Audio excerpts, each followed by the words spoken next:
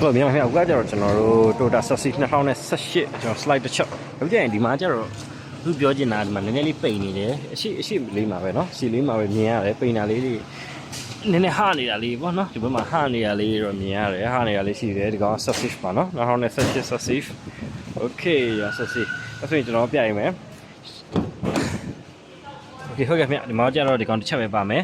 ဟုတ်ကဲ့ပြီးသွားရင်ဒီကောင်မှ Locky လေးဖြစ်မယ်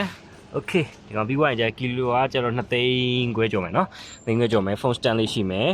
ဘာလို့စီလီမတောင်းနဲ့ပေါ့နော်ဘာညာတရကလေး Okay ပြီးရင် AC ဘိုင်းဆိုင်ရရှိမယ်ဒီကနောက်ခန်းဟာတွေကတော့မပြောင်းလဲပါဘူးပြောင်းလဲတာဒီ dashboard ဒီဘာညာတော့အကုန်ပြောင်းလဲတယ် Okay ဘာညာပြပြောင်းလဲတာလေးရှိတယ် Okay အနောက်ခန်းလေးပြပေးမယ် Okay ဟုတ်ကဲ့ခင်ဗျာနော်ဒီကကျတော့ကျွန်တော်တို့အနောက်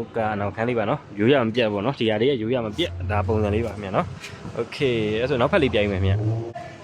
Okay ဟုတ်ကဲ့ခင်ဗျဒီမှာကျတော့လေကျွန်တော်တို့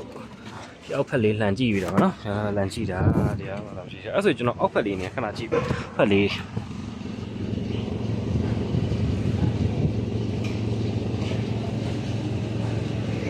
Okay ဟုတ်ကဲ့မြန်နော်ကျွန်တော်ဆိုတော့အောက်ပိုင်းလေးပြပေးတာပါချင်းကြီးအောက်ပိုင်းပြပေးတာဒီကတော့အနောက်ဖက်ပါနော် Sassy ပါပဲ Sassy ပါနော်ဟုတ်ကဲ့အချူပေးလို့အထူးကျေးဇူးတင်ပါတယ်